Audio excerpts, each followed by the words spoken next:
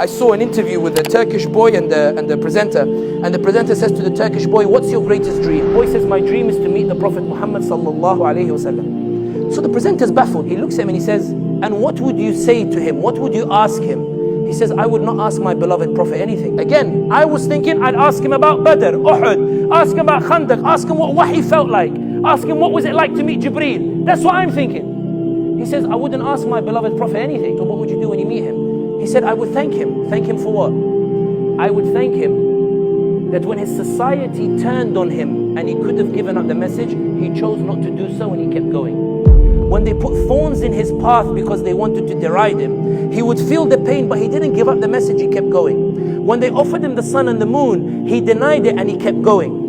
When 13 years of da'wah, they boycotted him. He lost Abu Talib, his protection, he kept going. He lost Khadija, radiallahu anha, she dies, he kept going. And the more they kept pressuring him for no other reason, they said, La ilaha illallah. If he had given it up, he would have been back the golden boy of Quraysh. He refused to give it up. Then he got kicked out of Mecca. He says, Wallahi, you are the dearest land to me, and I would never have left you if your people had not kicked me out. He was heartbroken, but he left. In Badr, he's fighting his family. He's fighting his family members. He goes out, he doesn't say, I'm going to give up the message. He keeps going. He's defeated in Uhud. He sees what Hamza does. He doesn't say, why me? Why do I have to keep going the message? He keeps going. The whole of Arabia come against him in the trench in Khandaq. He digs the trench and says, I will keep holding on to this message, even if things are against me. When he turns around, him and his Sahaba, and they say, Mata Nasrullah, when is the victory of Allah coming? He feels it in his heart, that heartbreak. But he keeps going, he keeps going. And when he enters Mecca, he doesn't take revenge. He forgives them and they become flag bearers